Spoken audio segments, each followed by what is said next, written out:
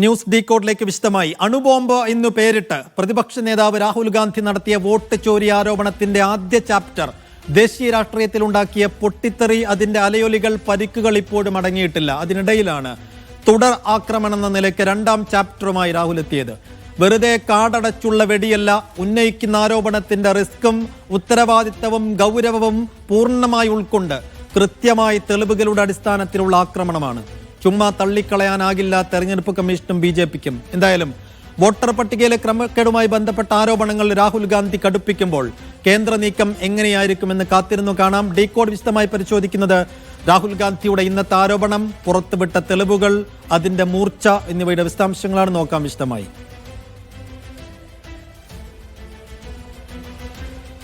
രാഹുൽ ഗാന്ധിയുടെ രണ്ടാം വരവ്, വോട്ട് ചോരി ആരോപണവുമായുള്ള ഒന്നാമത്തെ വരവ് നമ്മൾ കണ്ടതാണ്. കർണാടകയിലെ തന്നെ മറ്റൊരു മണ്ഡലത്തിൽ നടന്ന വോട്ടർ പട്ടികയിലെ ക്രമക്കേടുമായി ബന്ധപ്പെട്ട ആരോപണങ്ങളാണ് അന്ന് ഉയർത്തിവിട്ടിരുന്നത്. അത് ദേശീയ രാഷ്ട്രീയത്തിൽ വലിയ പ്രകമ്പനങ്ങൾ ഉണ്ടാക്കി. അതിന് പിന്നാലെ രാജ്യത്തിന്റെ വിവിധ ഭാഗങ്ങളിൽ, വിവിധ സംസ്ഥാനങ്ങളിൽ സമാനമായ ക്രമക്കേടുകൾ വോട്ടർ പട്ടികയിൽ നടന്നതിന്റെ തെളിവുകൾ ഒന്നൊന്നായി പുറത്തു വന്നു. ഇങ്ങ് കേരളത്തിൽ തൃശ്ശൂരിൽ വരെ BJP ജയിച്ച, സുരേഷ് ഗോപി ജയിച്ച തൃശ്ശൂരിൽ പലയിടങ്ങളിലായി ഈ രീതിയിലുള്ള വോട്ടിംഗ് ക്രമക്കേട് നടന്നു എന്ന തെളിവുകൾ ഒന്നൊന്നായി വന്നു. അതിൽ ഇലക്ഷൻ കമ്മീഷൻ ഒരു വാർത്താ സമ്മേളനം നടത്തി അത് നിരാകരിക്കേണ്ടിയോ അതിൽ ചില കാര്യങ്ങൾ സമ്മതിക്കേണ്ടിയോ ഒക്കെ വന്നു. ഇപ്പോഴും കേന്ദ്ര സർക്കാരും ഇലക്ഷൻ കമ്മീഷനും ഒന്നാം വാർത്താ സമ്മേളനത്തിൽ ഉന്നയിച്ച ആരോപണങ്ങൾ കാരണം പ്രതിക്കൂട്ടിലും പ്രതിരോധത്തിലുമായി നിൽക്കുന്ന ഘട്ടത്തിലാണ് ഇന്നിപ്പോൾ രണ്ടാമതായി ഒരു വരവും കൂടി രാഹുൽ ഗാന്ധി വന്നത്. അലന്തിൽ വെട്ടിയത് 6018 വോട്ട്. അലന്ത് കർണാടകയിലെ കൽബുർഗി ജില്ലയിലെ ഒരു നിയമസഭാ മണ്ഡലമാണ്.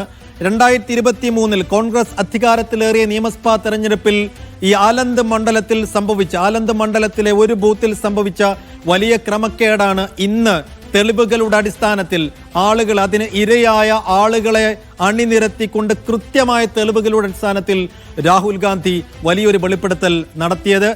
എന്നുവെച്ചാൽ ഈ ആലന്ത് മണ്ഡലത്തിൽ 6018 കോൺഗ്രസിന്റെ, അതായത് കോൺഗ്രസിന് സ്ഥിരമായി വോട്ട് ചെയ്യുന്ന കോൺഗ്രസിന്റെ വോട്ടെന്ന് കോൺഗ്രസ് വിലയിരുത്തിയ 6018 വോട്ടുകൾ പൊടുന്നനെ വോട്ടർ പട്ടിക നോക്കിയപ്പോൾ കാണുവാനില്ല.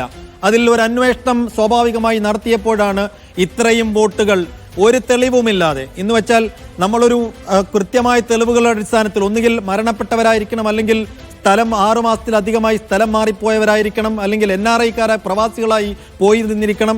അങ്ങനെ ഈ ആളുകൾ ഇന്ന സ്ഥലങ്ങളിൽ അവർ മരിച്ചുപോയവരല്ല, NRI ആണ്. ഇന്ന് കൃത്യമായ തെളിവുകളുടെ അടിസ്ഥാനത്തിൽ ഫോം ഫില്ല് ചെയ്ത് നൽകി അതിൻ്റെ വെരിഫിക്കേഷനൊക്കെ കഴിഞ്ഞാൽ മാത്രമേ ഇത്രയും ആളുകളെ വോട്ടർ പട്ടികയിൽ നിന്ന് റിമൂവ് ചെയ്യാനോ ഡിലീറ്റ് ചെയ്യാനോ ഇലക്ഷൻ കമ്മീഷന് സാധിക്കുകയുള്ളൂ.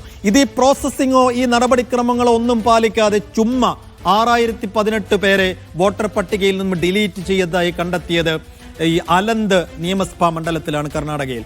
14 മിനിറ്റ് 12 പേരെ നീക്കി എങ്ങനെ എന്ന വളരെ മർമ്മപ്രധാനമായ ചോദ്യമാണ് ഇന്ന് രാഹുൽ ഗാന്ധി നടത്തിയത്.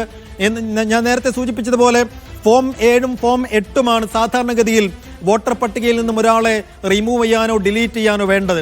എന്ന് വെച്ചാൽ എൻ്റെ അയൽവാസിയായി ജോയി ഒന്നുകിൽ മരിച്ചതോ അല്ലെങ്കിൽ അദ്ദേഹം ഒരു വർഷത്തിലധികമായി പ്രവാസിയായി, കുടുംബത്തോടൊപ്പം പ്രവാസിയായി ഗൾഫ് നാടുകളിൽ എവിടെയോ ജീവിക്കുന്നവരാണെന്ന ബോധ്യം എനിക്കുണ്ടെങ്കിൽ ഈ ഇന്ന ആൾ ഇവിടെ ഇല്ല എന്നതിൻ്റെ കൃത്യമായ തെളിവുകൾ ഫോം 7ൽ രേഖപ്പെടുത്തിക്കൊണ്ട് അതിന് തെളിയിക്കാൻ പാകത്തിലുള്ള തെളിവുകളൊക്കെ അതിൽ സബ്മിറ്റ് ചെയ്തുകൊണ്ട് ഫോം 7 പൂരിപ്പിച്ചു കൊടുത്ത് അത് ഇലക്ഷൻ കമ്മീഷനിൽ എത്തിക്കഴിഞ്ഞാൽ അവിടുന്ന് അതിൻ്റെ വെരിഫിക്കേഷൻ പ്രോസസ്സ് ആരംഭിക്കുകയാണ്.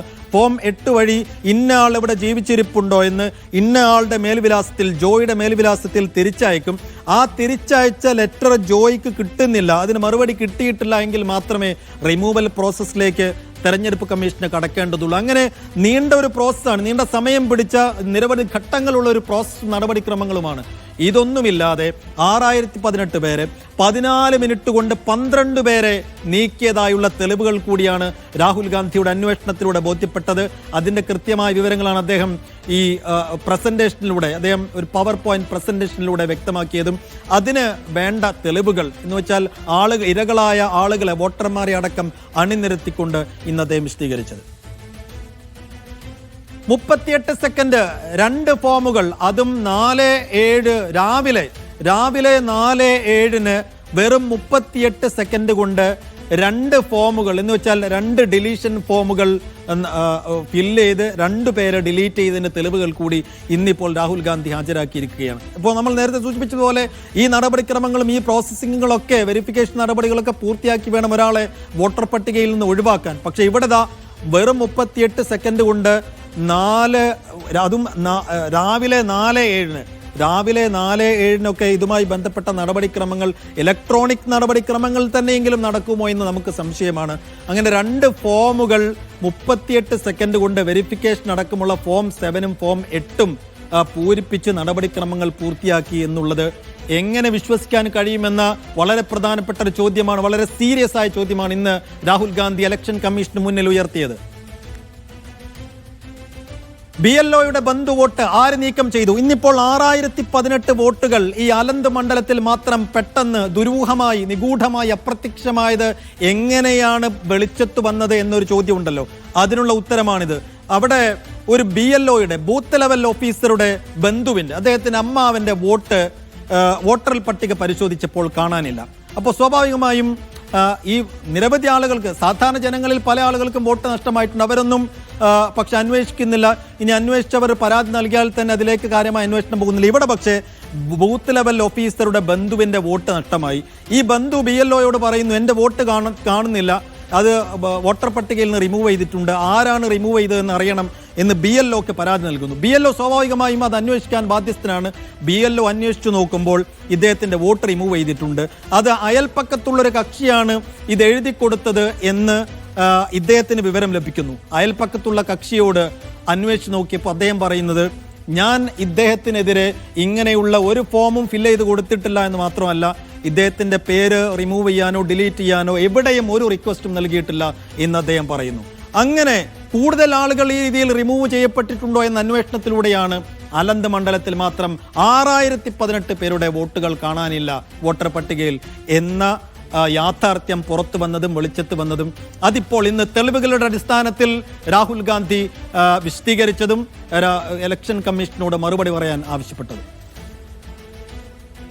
ഫോൺ നമ്പറുകൾ പുറത്തുനിന്നുള്ള ഇത്രയും വോട്ടുകൾ നീക്കം ചെയ്തത് വ്യാജ നമ്പറുകൾ ഉപയോഗിച്ച്, എന്നുവെച്ചാൽ കർണാടകയിൽ നിന്നുള്ള, ഈ മണ്ഡലത്തിൽ നിന്നുള്ള ഏതെങ്കിലും ഓഫീസർമാരുടെ നമ്പറല്ല, കർണാടക സംസ്ഥാനത്ത് നിന്നുള്ള നമ്പർ തന്നെയല്ല, അതിന് പുറത്തുള്ള മറ്റ് സംസ്ഥാനങ്ങളിൽ നിന്നുള്ള നമ്പറുകൾ ഉപയോഗിച്ച് ലോഗിൻ ചെയ്ത് വ്യാജ നമ്പർ ഉപയോഗിച്ച് OTP അയച്ചുകൊണ്ട് ഫേക്കായിട്ടുള്ള നിരവധി പ്രോസസ്സിങ്ങിലൂടെയാണ് ഇത്രയും വോട്ടുകൾ ഒഴിവാക്കിയത് എന്ന് തെളിവുകളുടെ അടിസ്ഥാനത്തിൽ വിശദീകരിക്കാൻ കൂടി ഇന്ന് രാഹുൽ ഗാന്ധിക്ക് കഴിഞ്ഞു.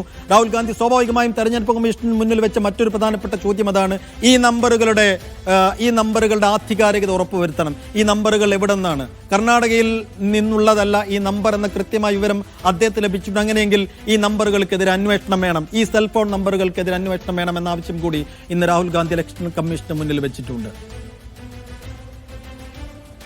വിവരം കിട്ടുന്നത് അകത്ത് നിന്ന് എന്ന് ഇലക്ഷൻ കമ്മീഷനെ വലിയ തോതിൽ പ്രതിക്കൂട്ടിലും പ്രതിസന്ധിയിലും പ്രതിരോധത്തിലുമാക്കുന്ന വലിയൊരു ആരോപണമാണ് ഇന്ന് ഉന്നയിച്ചത്. പുതിയ വിവരങ്ങൾ രാഹുൽ ഗാന്ധി ഇന്നത്തെ വാർത്താ സമ്മേളനത്തിലൂടെ പുറത്തുവിടുമ്പോൾ അതിനുള്ള തെളിവുകൾ, വിവരങ്ങൾ എവിടെ നിന്ന് കിട്ടി എന്ന് സ്വാഭാവികമായും ചോദ്യം വരും. അതിന് രാഹുൽ ഗാന്ധി ഇന്ന് പറഞ്ഞ മറുപടി, ഇലക്ഷൻ കമ്മീഷന്റെ അകത്ത് നിന്ന് തന്നെ, എന്ന് വെച്ചാൽ ഇലക്ഷൻ കമ്മീഷനിലെ ഉദ്യോഗസ്ഥരായ ആളുകൾ തന്നെയാണ് തനിക്ക് വിവരങ്ങൾ നൽകിയത് എന്ന ഗൗരവതരത്തിലുള്ള വിവരങ്ങൾ കൂടി പുറത്തുവിടുന്നുണ്ട് രാഹുൽ ഗാന്ധി. സ്വാഭാവികമായും ആ വെളിപ്പെടുത്തൽ ഇലക്ഷൻ കമ്മീഷന്റെ വിശ്വാസ്യതയെ വലിയ തോതിൽ ചോദ്യം ചെയ്യുന്നുണ്ട്.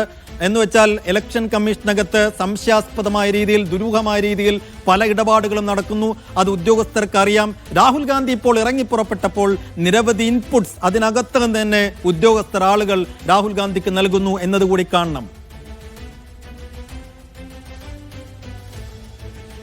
ജ്ഞാനേഷ് കുമാറിനെ നേരിട്ട് ഉന്നമിട്ടുള്ള ആക്രമണമാണ് ഇന്ന് വാർത്താ സമ്മേളനത്തിൽ രാഹുൽ ഗാന്ധി നടത്തിയത്. അന്ന് ഒന്നാം വാർത്താ സമ്മേളനത്തിൽ വെളിപ്പെടുത്തലുകളും ഈ രീതിയിലുള്ള ആരോപണങ്ങളുമാണ് ഉന്നയിച്ചതെങ്കിൽ മുഖ്യ തെരഞ്ഞെടുപ്പ് കമ്മീഷണർ ജ്ഞാനേഷ് കുമാറിനെ നേരിട്ട് കടന്നാക്രമിച്ചിരുന്നില്ല. ഇന്നിപ്പോൾ ജ്ഞാനേഷ് കുമാർ അറിഞ്ഞുകൊണ്ടാണ് ഇത്തരം നിഗൂഢമായ, ദുരൂഹമായ വോട്ടർ പട്ടികയിലെ അട്ടിമറികൾ നടക്കുന്നത് എന്ന് നേരിട്ട് അറ്റാക്ക് ചെയ്തുകൊണ്ടുള്ളൊരു ആരോപണമാണ് ഇന്ന് രാഹുൽ ഗാന്ധി നടത്തിയത്. സ്വാഭാവികമായും ജ്ഞാനേഷ് കുമാറിന് അതിൽ വലിയ ഉത്തരവാദിത്തമുണ്ട്. എന്ന് വെച്ചാൽ രാഹുൽ ഗാന്ധിയുടെ ആരോപണങ്ങൾ വെറുതെ ചുമ്മാ ഒറ്റവാക്കിൽ തള്ളിക്കളയുന്നതിനപ്പുറത്തേക്ക് ഇന്ന ആരോപണങ്ങൾ അവിടെ സംഭവിച്ചിട്ടില്ല എന്ന് വസ്തുതകളുടെ അടിസ്ഥാനത്തിൽ വിശദീകരിക്കേണ്ടി വരും ജ്ഞാനേഷ് കുമാർ.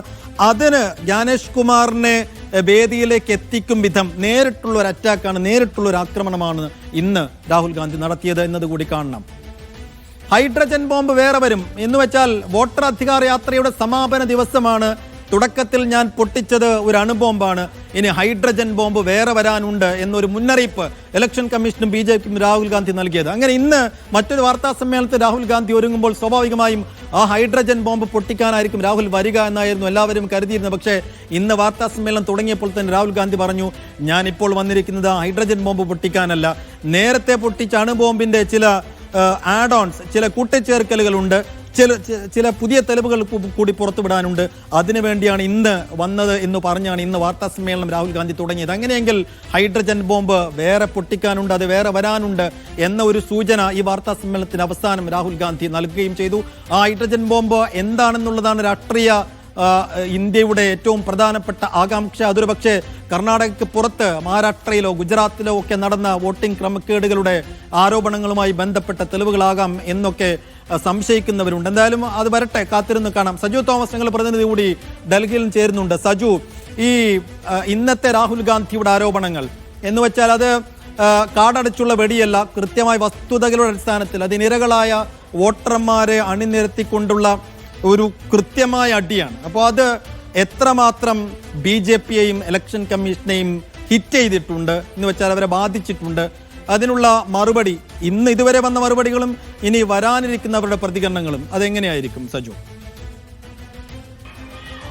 വോട്ടുകൊള്ള ആരോപണത്തിന്റെ രണ്ടാം ഘട്ട വിശദീകരണമാണ് രാഹുൽ ഗാന്ധിയുടെ ഇന്നത്തെ വാർത്താ സമ്മേളനത്തിലൂടെ വ്യക്തമാക്കിയിരിക്കുന്നത്.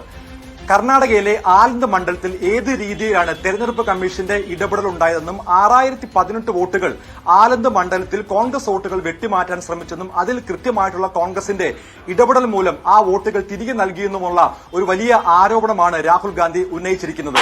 ആലന്ത് മണ്ഡലത്തിൽ 2018 BJP സ്ഥാനാർത്ഥി ജയിക്കുകയും 2023 കോൺഗ്രസ് സ്ഥാനാർത്ഥി വിജയിക്കുകയും എന്നുള്ള വിശദീകരണം നൽകി ഈ വിഷയത്തിൽ നിന്ന് അല്ലെങ്കിൽ ഇതുമായി ബന്ധപ്പെട്ടുള്ള ആരോപണങ്ങളിൽ നിന്ന് തലയൂരാൻ വേണ്ടി കേന്ദ്ര തെരഞ്ഞെടുപ്പ് കമ്മീഷൻ ശ്രമിക്കുമ്പോൾ അത് കൃത്യമായിട്ടുള്ള വിശദീകരണം നൽകണമെന്നുള്ള പ്രധാനപ്പെട്ട ആവശ്യമാണ് കോൺഗ്രസ് ഉന്നയിച്ചിരിക്കുന്നത്. അതായത് ഈ വിഷയവുമായി ബന്ധപ്പെട്ട് രാഹുൽ ഗാന്ധി ഉയർത്തിയിരിക്കുന്നത് 6018 വോട്ടുകൾ വെട്ടി മാറ്റാൻ ശ്രമിച്ചത് അത് സംസ്ഥാനത്തിന് പുറത്തു നിന്നുള്ള മൊബൈൽ നമ്പറുകൾ ഉപയോഗിച്ച് അപേക്ഷാ ഫോമുകൾ നൽകി എന്നുള്ള പ്രധാനപ്പെട്ട ഒരു ആരോപണമാണ് ഉയർത്തിയിരിക്കുന്നത്. അതിൽ തെരഞ്ഞെടുപ്പ് കമ്മീഷൻ വ്യക്തമാക്കുന്നത് അങ്ങനെ സംസ്ഥാനത്തിന് പുറത്തുനിന്ന് വോട്ടർ അറിയാതെ വോട്ടുകൾ വെട്ടിമാറ്റാൻ പറ്റില്ല, രാഹുൽ ഗാന്ധിയുടെ ആരോപണങ്ങൾ അടിസ്ഥാനരഹിതമാണെന്നുള്ള പ്രധാനപ്പെട്ട ഒരു വിശദീകരണവും രാഹുൽ ഗാന്ധിയുടെ ആരോപണങ്ങളെ തള്ളുന്ന ഒരു നടപടിയുമാണ് കേന്ദ്ര തെരഞ്ഞെടുപ്പ് കമ്മീഷന്റെ ഭാഗത്തു നിന്നും ഉണ്ടായിരിക്കുന്നത്. 2018 നടന്ന തെരഞ്ഞെടുപ്പിൽ BJP വിജയിക്കുകയും 2023 കോൺഗ്രസ് വിജയിച്ചു എന്നാണ് ഈ തെരഞ്ഞെടുപ്പ് കമ്മീഷന്റെ വിശദീകരണത്തിൽ പറയുന്നത്. പക്ഷേ ആ വിശദീകരണം അത്ര പ്രായോഗികമായി അത് വിശ്വസിക്കാൻ സാധ്യതയില്ലാത്തതാണെന്നുള്ള പ്രധാനപ്പെട്ട ചില നിരീക്ഷണങ്ങളും പുറത്തു വരുന്നുണ്ട്. എന്തായാലും ഈ വിഷയവുമായി ബന്ധപ്പെട്ട് രാഹുൽ ഗാന്ധിയുടെ പോരാട്ടം അവസാനിക്കുന്നില്ല, അദ്ദേഹം തന്റെ പോരാട്ടം തുടരുകയാണ്. പ്രത്യേകിച്ച് ബീഹാർ തെരഞ്ഞെടുപ്പിന് മുന്നോടിയായിട്ട് ബീഹാറിലെ 40-ലധികം സീറ്റുകളാണ് നെക്ക് ടു നെക്ക്, അതായത് തീർത്തും വിജയ സാധ്യത ഉള്ള സീറ്റുകൾ 40 സീറ്റുകളാണ്. നമുക്കറിയാം ഇനിയിപ്പോൾ 2 മാസത്തിനകം അല്ലെങ്കിൽ അവിടെ ഇനി വോട്ടെടുപ്പ് പ്രഖ്യാപിക്കാൻ ദിവസങ്ങൾ മാത്രമാണ് ശേഷിക്കുന്നത്. അതിനു മുന്നോടിയായിട്ട് കർണാടകയിലും അതുപോലെ രാജ്യത്തിന്റെ വിവിധ ഭാഗങ്ങൾ ഹരിയാന, മഹാരാഷ്ട്ര അടക്കമുള്ള സംസ്ഥാനങ്ങളിൽ ഏത് തരത്തിലാണ് കോൺഗ്രസ് വോട്ടുകൾ തെരഞ്ഞുപിടിച്ച് വെട്ടുമാറ്റിയത് എന്നുള്ള ആരോപണങ്ങൾ നിലനിൽക്കെ അത് ആവർത്തിക്കാതിരിക്കാൻ വേണ്ടിയുള്ള പോരാട്ടമാണ് കോൺഗ്രസിന്റെ ഭാഗത്തു നിന്നും ഇപ്പോൾ ആരംഭിച്ചിരിക്കുന്നത്. എന്തായാലും ഇന്ത്യ സഖ്യത്തിന്റെ നിലനിൽപ്പ് എന്തായാലും ബീഹാർ സഖ്യത്തിൽ അല്ലെങ്കിൽ ബീഹാറിലെ വോട്ടെടുപ്പോട് കൂടി ഏറ്റവും പ്രസക്തമായി വന്ന ഈ കാലഘട്ടത്തിൽ അല്ലെങ്കിൽ ഈ ഒരു സാഹചര്യത്തിൽ അത് ഏറ്റവും കൂടുതൽ വോട്ടർമാരിലേക്ക് എത്തിച്ചുകൊണ്ട് വോട്ടർ അധികാര യാത്രയിലൂടെ തന്നെ ഈ ഒരു ജനകീയ പ്രക്ഷോഭം അത് കുറെ കൂടി ശക്തി ആർജിപ്പിക്കാൻ വേണ്ടിയുള്ള പോരാട്ടമാണ് രാഹുൽ ഗാന്ധി ഏറ്റെടുത്തിരിക്കുന്നത്. രാഹുൽ ഗാന്ധി പറയുന്നത് പോലെ ഒരു ഹൈഡ്രജൻ ബോംബ് ഉടൻ വരുമെന്നുള്ള പ്രഖ്യാപനമാണ് രാഹുൽ ഗാന്ധി നടത്തിയിരിക്കുന്നത്. അതൊരു പക്ഷേ ഈ ബീഹാറിലെ വോട്ടെടുപ്പ് പ്രഖ്യാപിക്കുന്നതിന് തൊട്ട് മുൻപ് ആയിട്ട് ഉണ്ടാകുമെന്നാണ് ഇപ്പോൾ നമ്മൾ പ്രതീക്ഷിക്കുന്നത്. എന്തായാലും രാഹുൽ ഗാന്ധിയുടെ ആരോപണങ്ങളുടെ മുന ഇപ്പോഴും തെരഞ്ഞെടുപ്പ് കമ്മീഷൻ നേരെ ചൂണ്ടിയിരിക്കുകയാണ്. മുഖ്യ തെരഞ്ഞെടുപ്പ് കമ്മീഷണർ കൃത്യമായി തന്നെ മറുപടി പറയണം. അദ്ദേഹത്തിന് പിന്നിൽ ആരാണ്, വോട്ടുകൊള്ള ആരോപണവുമായി ബന്ധപ്പെട്ട് കോൺഗ്രസ് ഉന്നയിച്ച കൃത്യമായിട്ടുള്ള ആരോപണങ്ങളിൽ അതിൽ കൃത്യമായിട്ടുള്ള ഒരു മറുപടി കേന്ദ്ര തെരഞ്ഞെടുപ്പ് കമ്മീഷന്റെ ഭാഗത്തൊന്നും ഉണ്ടായിട്ടില്ല. അതുകൊണ്ട് തന്നെ രാഹുൽ ഗാന്ധി കുറെ കൂടി ഈ വിഷയം ജനങ്ങളിലേക്ക് എത്തിക്കാൻ വേണ്ടി നിലനിൽക്കുന്നത്. പ്രധാനമായിട്ടും ഈ വിഷയവുമായി ബന്ധപ്പെട്ട് ബിജെപിയുടെ ഭാഗത്തു നിന്നുള്ള വിസ്തീർണം ഉണ്ടായിരിക്കുന്നത്. രാഹുൽ ഗാന്ധി അടിസ്ഥാനരഹിതമായ ആരോപണങ്ങൾ ഉന്നയിക്കുന്നു എന്നുള്ള തെരഞ്ഞെടുപ്പ് കമ്മീഷന്റെ അതേ വാദഗതി തന്നെയാണ് അതായത് മുൻ കേന്ദ്രമന്ത്രിയായിരുന്ന അനുരാഗ് സിംഗ് താക്കൂറും വിശദീകരിച്ചത്. അതായത് മുൻപ് രാഹുൽ ഗാന്ധിയുടെ ഈ ആരോപണങ്ങളെ അവർ പ്രതിരോധിക്കാൻ ശ്രമിക്കുന്നത് ഇന്ദിരാഗാന്ധിയുടെയും രാജീവ് ഗാന്ധിയുടെയും കാലഘട്ടത്തിൽ ഏത് തരത്തിലാണ് തെരഞ്ഞെടുപ്പ് കമ്മീഷനെ സ്വാധീനിക്കാൻ ശ്രമിച്ചത് എന്നുള്ള ബാലിശമായിട്ടുള്ള ചില വാദഗതികൾ നിരത്തിയാണ് രാഹുൽ ഗാന്ധിയുടെ ആരോപണങ്ങൾക്ക് നേരെ അല്ലെങ്കിൽ പ്രതിരോധം തീർക്കാൻ വേണ്ടി ബിജെപി തയ്യാറാകുന്നത്. പക്ഷേ രാഹുൽ ഗാന്ധി ഉയർത്തിയ കൃത്യമായിട്ടുള്ള വോട്ടുകൊള്ള ആരോപണം അത് ഇപ്പോഴും നിലനിൽക്കുകയാണ്. അതിന് കൃത്യമായിട്ടുള്ള മറുപടി നൽകാൻ കേന്ദ്ര തെരഞ്ഞെടുപ്പ് കമ്മീഷൻ ഇതുവരെയും സാധിച്ചില്ല. അതിന് ഏറ്റവും പ്രധാനപ്പെട്ട കാരണം എന്ന് പറയുന്നത് രാഹുൽ ഗാന്ധി തെളിവുകളടക്കം പുറത്തുവിട്ട് ഏതൊക്കെ രീതിയിലാണ് വോട്ടുകൊള്ള നടന്നത്, പ്രത്യേകിച്ച് കോൺഗ്രസ് വോട്ടുകൾ ഏതൊക്കെ തരത്തിൽ വെട്ടിമാറ്റാൻ ശ്രമിച്ചു അല്ലെങ്കിൽ വെട്ടിമാറ്റപ്പെട്ടു എന്നുള്ള കൃത്യമായിട്ടുള്ള തെളിവുകൾ ആ വ്യക്തികളെ തന്നെ വേദിയിൽ കൊണ്ടുവന്ന് ജനസമക്ഷം നിർത്തിയാണ് രാഹുൽ ഗാന്ധി അത് വിശദീകരിക്കാൻ ശ്രമിച്ചത്. അതുകൊണ്ട് തന്നെ രാഹുൽ ഗാന്ധിയുടെ ഈ ഒരു പോരാട്ടം വോട്ടുകൊള്ളക്കെതിരായിട്ടുള്ള പോരാട്ടം അവസാനിക്കുന്നില്ല.